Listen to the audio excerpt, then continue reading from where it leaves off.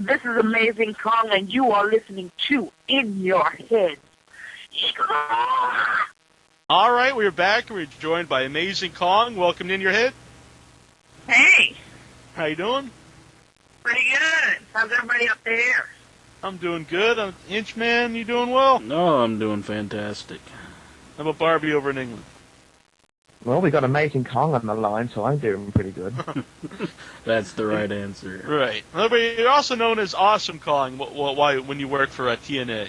What was Why the name change when you're in TNA? Well, I think it had to do with property rights. Right. They own that name. I own mine. Mm-hmm. Which name? It's all about money. In our game, it's all about money. Right. Which name do you prefer? I prefer Amazing Kong when I'm doing the indies, and I prefer Awesome Kong when I'm on TV. Right. Well, I'm both. Yeah. Well, you're both amazing and awesome, of course. There you go. You've got the title match coming up on December 2nd, Turning Point versus Gail Kim for the women's title. Yes. Now, how much? Finally. How much would it mean to you to win the women's title in TNA? It would mean, oh my goodness, it would validate all the hell I went through for the last 5 years in Tokyo. You know, it's rough training over there, you know, and it's time to cash in now. So that belt means to me that I'm on top of the world. I've climbed. I'm at the peak of the mountain. Mm-hmm. You trained in Japan. Do you want to explain to everybody, like how tough that was? What you had to go through. It was, when I trained in Japan. When I first started wrestling, I took my first bump at School of Hard Knocks in Riverside, trained by Jesse Hernandez. And about a few weeks later, All Japan Women, they were looking for new talent, and I tried out. And they saw that I had raw talent, so they said, we'll bring her over and we'll just train her, take over her training and train her ourselves. Mm-hmm. And I didn't know what to expect, but they put me through the most rigorous routine I've ever experienced in my life. And I did a lot of high school, after-school activities like, cheers and tall flags and basketball and volleyball and track and everything. So I was very active, but this was insane and painful. Were you familiar? They wanted to break me down to build me up, and they wanted to see how much I could take, and I took it all.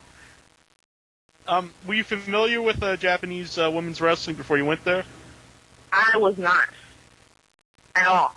Mm-hmm. Were you a wrestling fan though, like an American wrestling fan? Yes, I was. Now I couldn't, spout the whole history of wrestling like some people do. There's actually people out there that know my history, my wrestling history better than I do. Right. But so I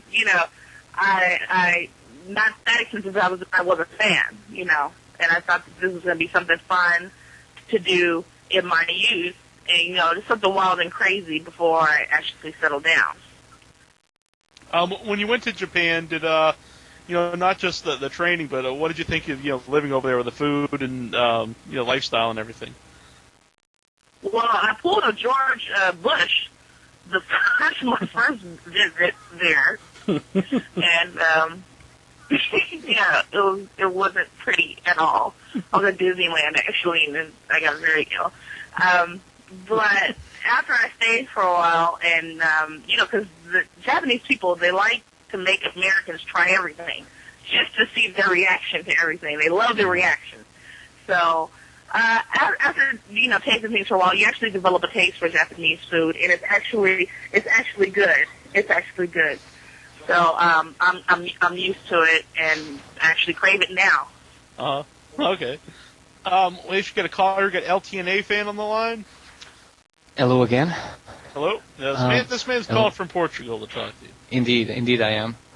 I have a couple of questions for Amazing Kong. 3 questions actually. First of all, I've seen on the statistic that you and Acha Kong were the last All Japan Women Pro Wrestling Tag Team Champions, which is something historical. First of all, what did it mean to you? Did it mean a lot to you to be the last tag team holder of the tag team titles on that legendary promotion? It did. It meant a lot, but it was bittersweet, because you are the last. And that means that the company is no longer. And though you have a sense of accomplishment, you also have a sense of failure, because it's like, wow, what did we not do to keep this company going? Even though it was actually beyond the talent's control, All Japan Women made, bad decisions years before I even got there. But still, you feel like, what was it about us that we couldn't save or, breathe life back into the company? You actually had the belt with Aja Kong, in a few different promotions. Did she let you use the name, or was it her idea for you to use the Kong name? Was there anything to that? No, well, no, it was not her idea. Okay. Actually, I wouldn't know, but no, she's fine, and she loves it now. We're the best of friends, but it's funny, like I said, I wasn't really familiar with, Japanese women's wrestling. I had heard of Aja Kong because, she did, I think, the Survivor Series once, and, I was familiar with the name. They wanted to, give me the name, Amazing Kong, and I asked them why, and they had actually booked Aja for a show. This is a little known fact. They booked Aja for a show. Something happened. It fell through, but they still had A Kong on the card, so they needed an A Kong. So that's what they made me. They made me an A Kong, and I hadn't met Aja for a good year and a half to 2 years after I came to Japan. I actually met her while I was going to a steak restaurant, and I walked in, and she was sitting right front and center, and I sat down, and I actually was very nervous. I'm like, oh my God, that's Aja Kong over there. Is she going to, start a fight because I got her name now? But she was actually very, very civil and actually picked up the check, so it was cool. Awesome. What was the other question there, LTNA fan? The other question was a follow-up question. Did you enjoy working in All Japan Pro Wrestling? All Japan Women's Pro Wrestling? Immensely. Mm-hmm. I learned so much. I'm an American and I'm very patriotic, but I learned that there's a whole other world out there. Because for me, I thought America is American. If it's not American, it's just wrong. Right. But going out there and learning different things and learning that people do things differently, not necessarily wrong, they're just different. It was an eye-opening experience for me, and I cherished that. And I just everybody embraced me and was very patient with me, and I couldn't have asked for a better experience out there. And you said you wanted to get into wrestling because you thought it'd be something fun to do and everything. And then when you went to Japan and you went through that training, did that make you respect it in a different way, as more than just something? A totally different way. After about 2.5 years there, I really honed my skills then, because I went there just very green. I didn't know, what this was, what that was at all, and I had to sit there and learn it in Japanese. So this is all very, very new to me. But people would tell me after about 2.5 years there, we can't believe you are still here. You have endured so much, and you put up with so much that, they just said, we respect you so much, and you are one of the best. You are the best gaijin. They call the foreigners gaijin wrestlers that we've had here. None of the other wrestlers could cut it or, stay or put up with that style of wrestling for such a long time, because it is brutal. Mm-hmm. I'm going to let you know that right now. And it didn't matter what I had. If I had a broken ankle or, a fractured skull, I still hobbled myself to the ring. It didn't matter. And they said, Amazing Kong has the fighting spirit, and that meant the world to me. Mm-hmm. You said you had 3 questions, LTNA. What was the third one? The third is just a quick question.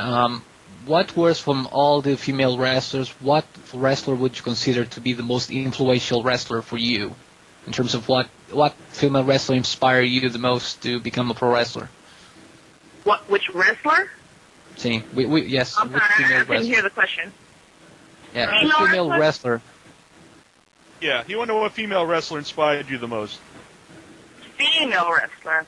I would have to say Joni Laura. She inspired me the most. You say like female wrestler. Did you ever watch like the male wrestlers? Like some of the big men, like to kind of learn some stuff from. No, You just not really. I mean, when I was a kid, The Undertaker, when I was older, Stone Cold and The Rock, but I watched them mainly for enjoyment, not really to emulate anything that they did. I refrain. Actually, All Japan women, they discouraged us from watching male wrestling too much because they didn't want us to try to emulate things that they did. They wanted us to keep our own raw style. Right. And to come up with our own, innovations and ideas. We get another call here. We got Jason. Hey. Hi, you're on air with Amazing Con. Do you have a question? First off, I want to say congratulations on being a big hit in TNA. Thank you, Emma. Thank you. Oh yeah, definitely. What was that like actually when you did come out and like in the Battle Royal, like people were chanting your name already? Really, when I step in the ring, I can't hear anything. I go totally deaf. Oh, okay. So I can't really hear anything, but I hear very little in the ring. Oh, okay. But the vibe, I could feel the vibe. Mm-hmm. And, what was it like it's telling you electrifying. that people were chanting your name? People have told me that, and I'm in disbelief. I'm like, no, you get out of here. I didn't hear that. But they're like, yeah, they're chanting your name out there. I'm like, I'm a meanie. Y'all got the main fans, and I'm a meanie. What was your question, Jason? She doesn't sound like. Well, my question was, because I know that Kong has worked in the States a couple times before she came to TNA. What women wrestlers that she worked with before going to TNA and in the United States does she think would help out TNA's women's division? As a wrestlers or wrestling promotions, I think. What women wrestlers in the United States would you think would help out TNA's women's division? Okay, whoa, all right. How much time you got? There are some very good, first off, let me say that coming from Japan and coming to the independent scene in America, I had a very different idea about what to expect, and I was proven wrong. These girls in the independent scene are very hardworking, okay? They work hard. We have to, as women, we have to work twice as hard. And especially the girls in Shimmer, if anybody's familiar with Shimmer Pro Wrestling, those girls are the hardest working girls in America right now. I tell you, Mischief is one who I think would really boost up TNA stock.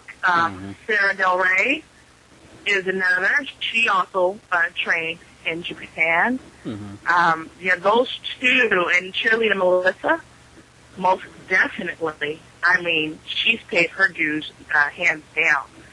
Those three, I would really like to see in TNA stable. You said when you came back here from Japan, you had a different view of like women's wrestling, but then when you got in the ring with some of the independent workers, changed your view. But did you have like a different view, just like based off like a lot of the female wrestlers you saw on TV? Because a lot of them aren't necessarily like trained to be wrestlers. They're more more actually eye candy, and then they have them in the ring wrestling. Oh, you're talking about on WWE. Okay. I don't count those. I don't call those people wrestlers. Really. And that's no disrespect. Right. I have a lot of respect for the WWE. I grew up watching WWE. And actually, that's the number one company right now. Yay for them. However, I watched their product a little bit, and what you say is true. They have a lot of eye candy and less wrestling, so they have divas, is what they call them. right? Right. So, that's their product, and that's what they're running with, and it's working for them, I guess. So that's their thing. But over here at TNA, baby, we get down. We get wrong. We get dirty. Okay. We knock people's teeth out. All right. Are you glad to see that, since they went to 2 hours, that, they added the women's division? I am delighted. I am ecstatic because if that weren't the case, then I don't think, let's call it what it is, women's wrestling takes a back seat, period. Okay, and without the 2 hours, we wouldn't be able to showcase our talent. Did you have something else, Jason? No. I just want to say I'm looking forward to seeing Kong and Gail Kim real soon. Excellent. Yeah, tune in Sunday. I do have to mention right now. that your torture act is probably my favorite torture act I've ever seen. We call it the accordion rack. The accordion. Well, that's a perfect name for it. Yes, we call it the accordion rack. Now, did anyone else ever do like that, or was that just like your personal twist on the move? That's my personal twist. That's my move. That's my think on that. That's right. Me. You see anybody else do that, they got it from me. I'll put that out there right now. All right. If I see anybody else doing it, I'll give you a call. All right, let me know, because they're going to owe me a quarter. You have a question from the message board, Incher? Yes, actually I do. Ryron from the message board, he wants to know, has any of your opponents ever complained about your style? If they have, they were too scared to bring it up to me.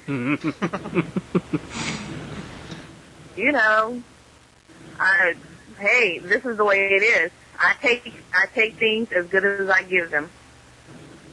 You mentioned in Japan, if you had an ankle or a fractured skull, you still get the ring. Did you have any really bad injuries while you're working there? Being that I pick a lot of people up over my head, I had a lot of back problems. Still do. My first 2 months there, I sprained my ankle very badly, and still had to work on it, and still had to learn and work and progress on it. I've had concussions, of course, just the same stock any other wrestlers had. I thank God I've never had to have any surgeries, thank goodness. But I've had part of my tongue removed because it was wrapped around my back tooth, and I think that was the most painful. Doesn't sound good. Yeah, no. When you showed up in TNA, did it surprise you slightly that the women's wrestlers they kind of appear to be tending towards the diva model kind of mold, but they're still willing to get in there and take your big moves? Did that shock you at all?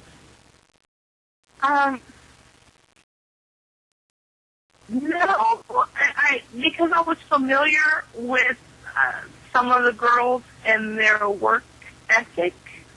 And so, like I said, everybody has a really good work ethic there, and everybody's just we're trying, as everybody on the roster, we're trying to make TNA number one, and we're going to do everything possible to make sure that happens. So, no. There's no prima donnas, there's no ballerinas on that roster. We got a caller here. We got Ryron, who I would say is your number one fan on our message board. Oh yeah. Ryan? My name is Ryron, and I'm one of your bigger fans on the In Your Head message board. I can't get enough of you on TNA or in Shimmer. You don't just wrestle; you kick the crap out of some girls, and I can't watch it enough. Yeah. And I have to say, Ryron is a man who introduced me to your matches a while back. Well, thank you. Yeah. Thank you for that. For a while, you were wrestling in Shimmer, and then you went to TNA. Are you? And then TNA has this kind of embargo on Ring of Honor. Are you allowed to still go to Shimmer? Well, yes, I still do my own booking for all the promoters that are listening right now.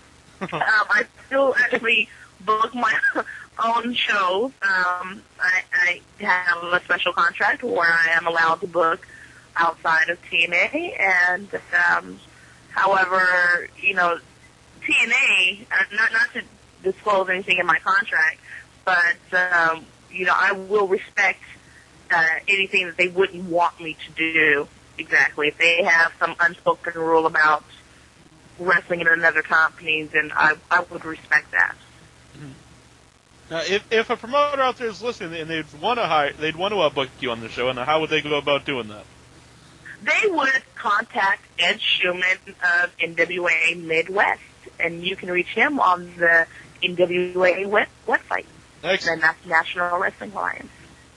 Or, and they can always check out your MySpace as well, which is myspace.com/Carson Homecoming Queen.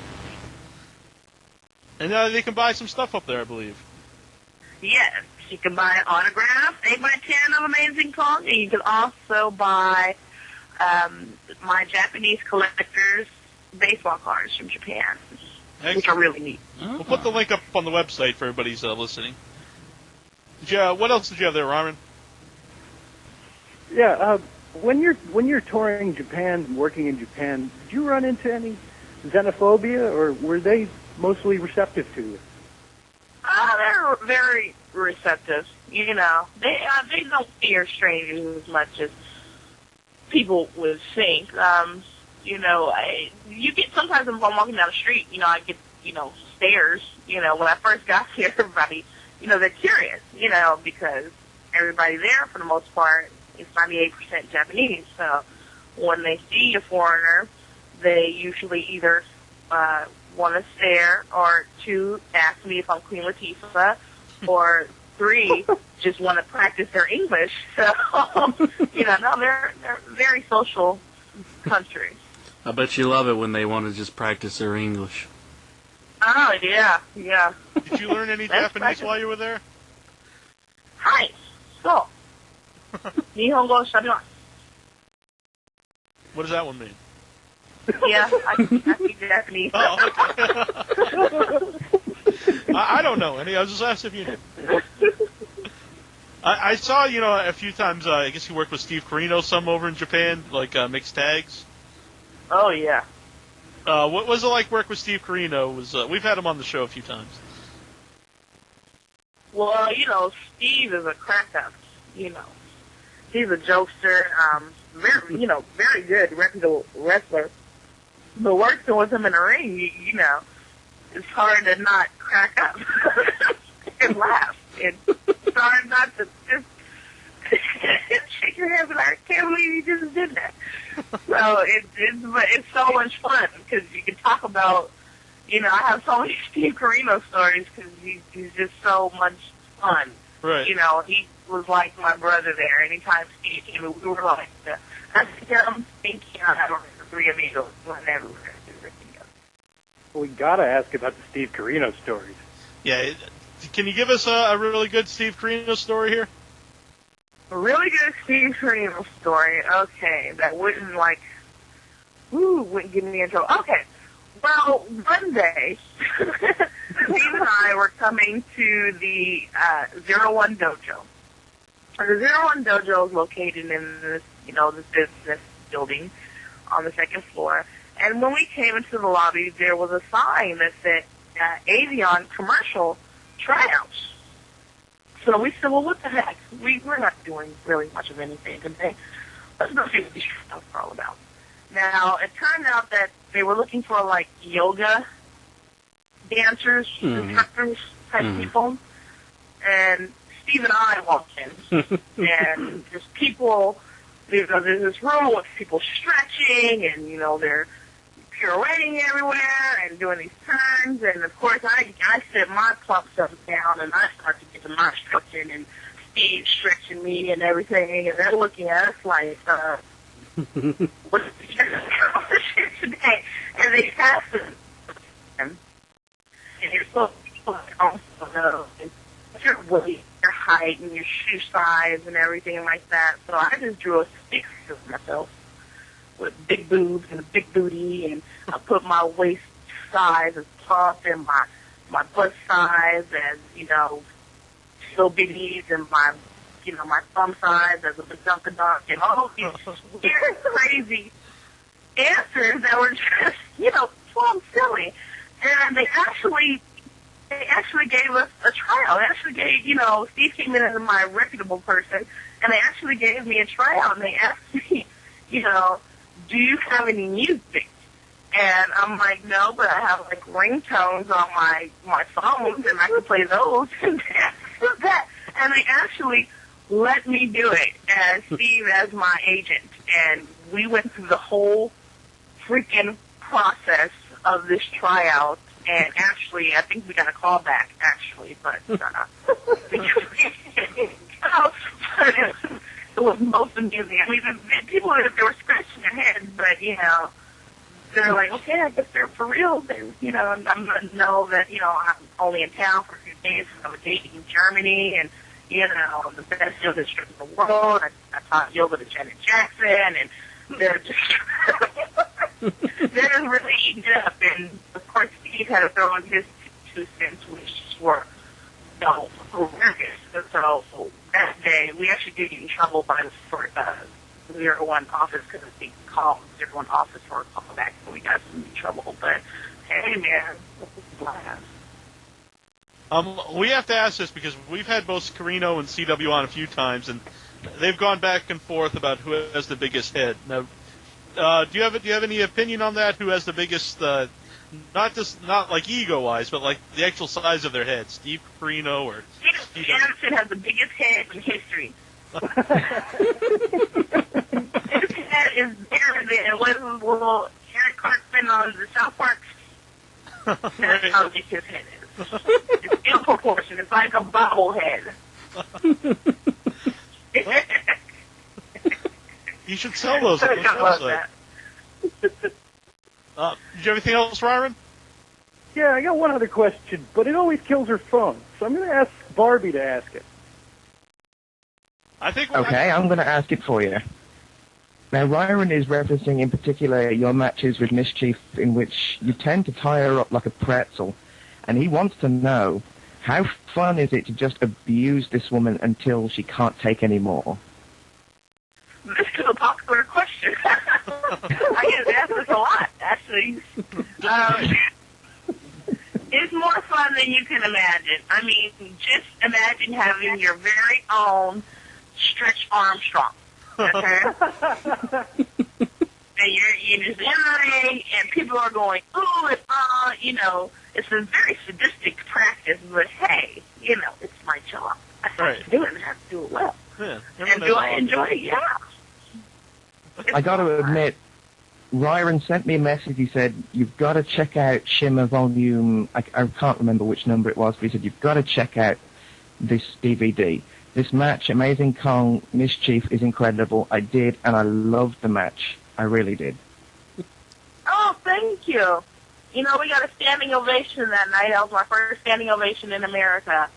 And my grandmother was there. My grandmother had never seen me wrestle before. And that's the match I will remember to the end of my days. You guys, you really earned that standing ovation, too. Thank you. POS is calling here. He's calling all the way from Ireland, so we better take his phone call. Hello? Yep. You're on air with Amazing Kong. Do you have a question? Did you ever get to meet Mako Satomura? Oh, yes. I've had Miko Satomura-san from Gaia. Yes. Is that your question? Yes. I've had matches with her, yes. What's she like as a person? She's a hard worker. She's a football buster. She's a very hard worker. She's having her leadership skills is, really paying off in her Sendai Girls company. So she's kicking butt out there. She's somebody to look up to and aspire to be like because she doesn't give up and she's very self-disciplined. And a heart of gold. Did you have anything else? You go on? No. I'm sorry? Thanks. Okay, thanks for answering my question. Thanks for calling in. Yeah, this is L-Dog73 from the chat room. All right, you got some music playing? There you go. Okay, we got a party going. Hey! Let me get the eggnog. L-Dog's bringing the music. Oh, I'm sorry. It's no problem. What was your question? Yeah, wanted to know, would she ever try to book or work behind the scenes for a promotion? Oh, I do. You do already? I still do. Yeah, I still work in indies. I sure do. No, I mean book a show. Like actually put on a show? No, book a show like, I think she said that she does. Oh, you do? Yes. You mean take bookings for other companies? I think he means would you be interested in booking your own show, as in putting the whole thing together? Yeah. Right, putting on my own show. Right. Yeah. Well, let me see. That is something that would interest me, but I wouldn't do it as a business per se. Maybe an anniversary show, something fun to do. But there's a lot that goes into a wrestling promotion. Yeah, maybe down the road. Maybe down the road, Right now, I would really like to build up this wrestling stock and just the opinion in the eyes of others.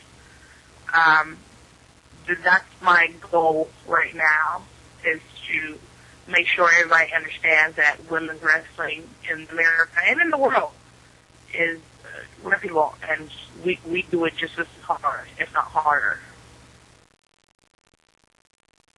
Did you have anything else, L-Dog? No, man, thanks. Yeah, thanks for calling in, dude. Thank you. You sound cute. Well, I got his number here if you want it off there. Chris Riddle, he wants to know, whose idea was the turkey thing on Impact? Whose idea was the turkey thing? What turkey? Turkey? Yeah, I think he just wanted to know what you thought of that whole little vignette there. No, I guess not a vignette, but the whole little Thanksgiving meal with the angles. Well, hey, it's so difficult. I thought she went and she ate it. Period. Mm-hmm. She does. To sit down there and grab a turkey doesn't take much thinking. While everybody's throwing food, hey, while y'all throwing this food, I'm eating this burger. How about that? How hard was it to eat the fake fruit? It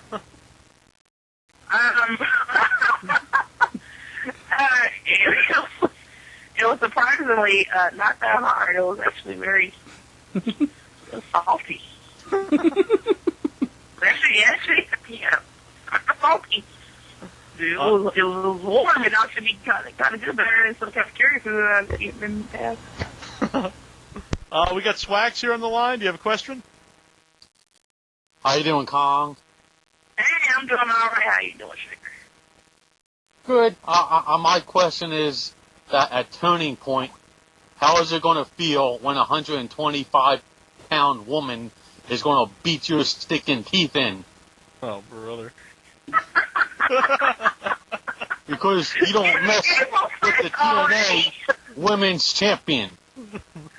Gail Kim is the hottest and the most talented woman in professional wrestling, and you better know that. Oh, man, he's pissed. Oh, man, I have been seeing you on Letterman tonight. Boy, funny. Oh, my God, you have got to make a living at that. That's some good material. You need to take that on the road. I haven't laughed like that. Wee. I mean, you made me laugh so hard. It felt like I just did like 1,000 punches. That was hilarious. Sugar, you are delusional. But thanks for calling in. Thanks for calling in, Swags. What was it like working in the six-sided ring for the first time? Disorientating. Yeah. I didn't say the word. It's different. Very different, but the same at the same time. I don't know if that makes sense. Right. You just have to remember, hey, there's 6 sides. There's 6 places I can throw you. How fun is that? Is he have something else from message board, Incher? No, I think all the questions pretty much been over. Right.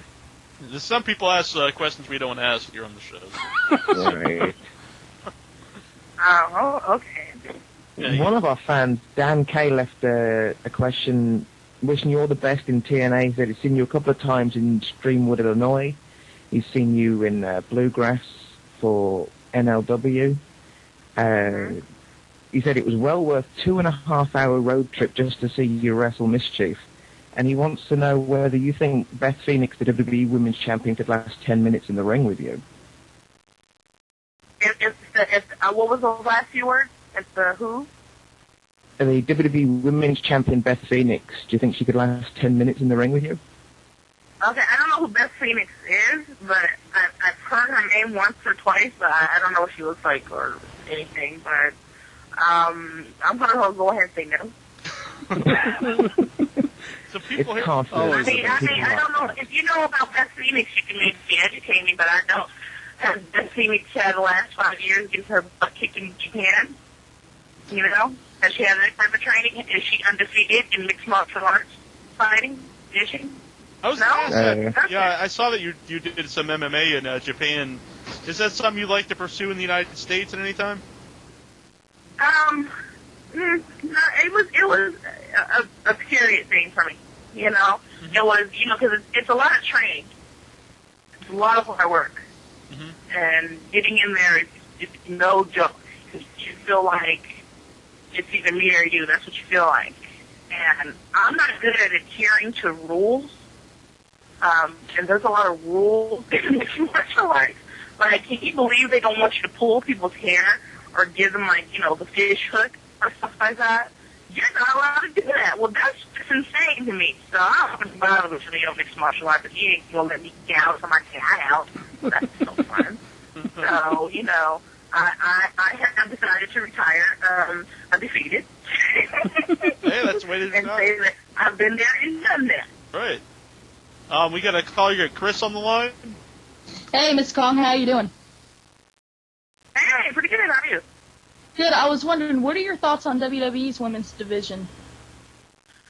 I see. I'm not very familiar with their product, so I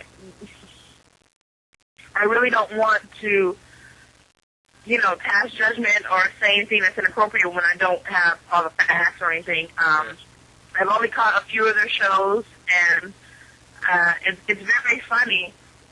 I ran on a couple of internet blogs or sites or message boards that, it's awesome or, amazing, whichever one you want to call me. Hey, Kong is so good. Why isn't WWE pounding on her door? Why isn't she over there? And I just want to tell you something. WWE is not the only game in town.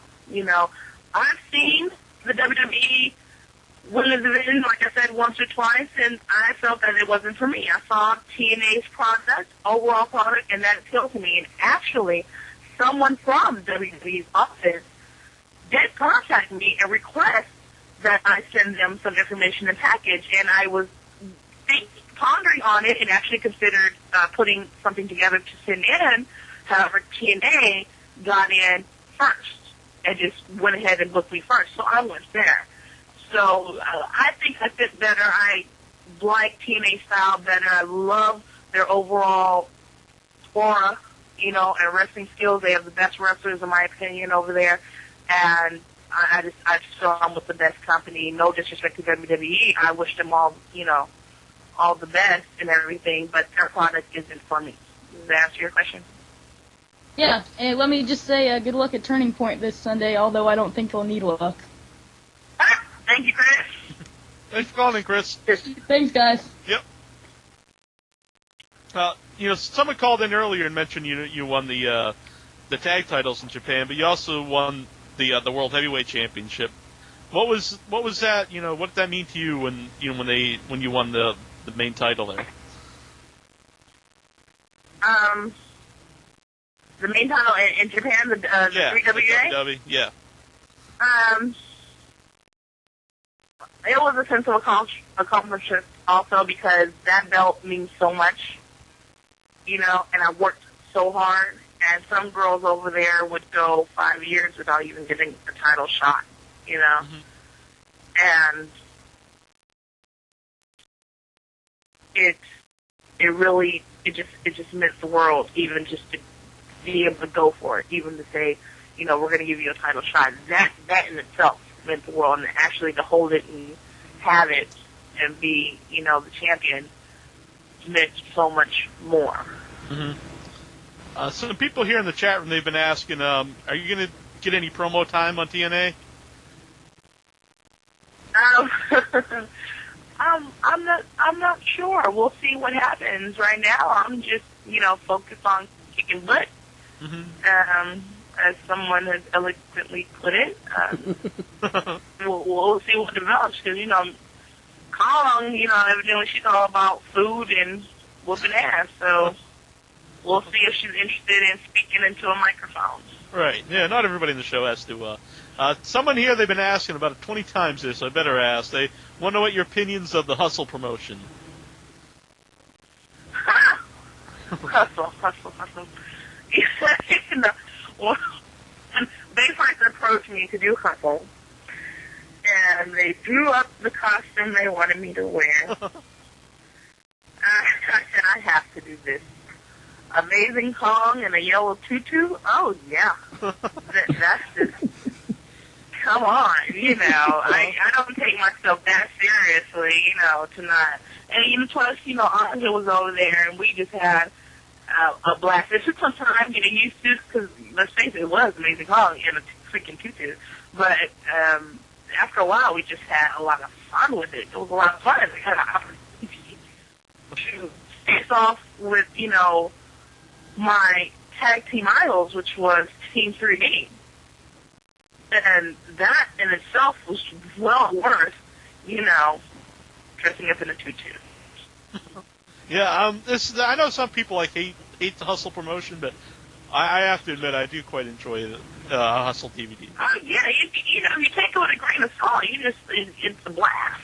Yeah. It's all, like they say, it's a fighting opera. Come on. Right. Just have to sit back and enjoy yourself. You pop in some Hustle, and it'll make you smile.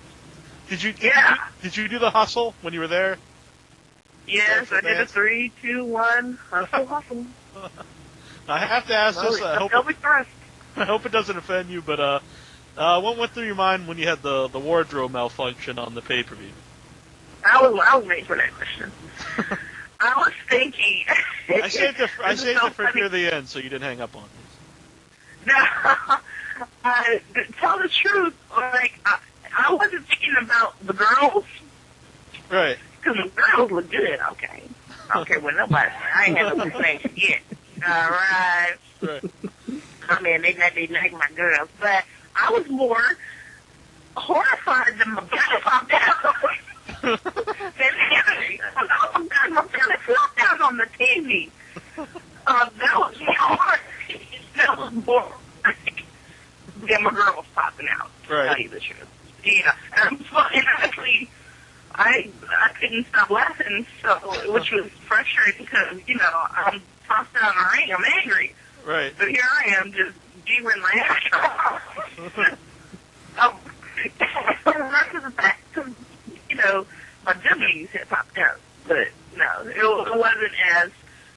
wasn't as embarrassing for me. I've been in so many worse embarrassing situations than having my boobies pop out in front of millions of viewers. You mentioned I was all fine with it. You did mention China earlier. Would you be up for that, like wrestling other guys on the show, or would you prefer just? Sure. Yeah. Sure. I wrestled guys in Japan. I would definitely, would like to wrestle men in the States, and I have, Mm-hmm. So I mean, but. Yes, like I say, after Team 3D, bring it on, baby. Shoot, Margaret, she took the table And Margaret, she took the WhatsApp, and Margaret, she took the 3D herself. So yeah, real, and I'm still walking around. Don't tell, little birdie about that, but yeah. I'm down to wrestle with some dudes. Let's get dirty. Oh, we'll get L-Dog back here on the line. But, let everybody know you're going to be wrestling at the pay-per-view this weekend with Gail Kim for the women's title. And to check out your MySpace, it's myspace.com/Carson Homecoming Queen. We'll have the URL up on the website. Anything you want to tell your fans out there before we let you go?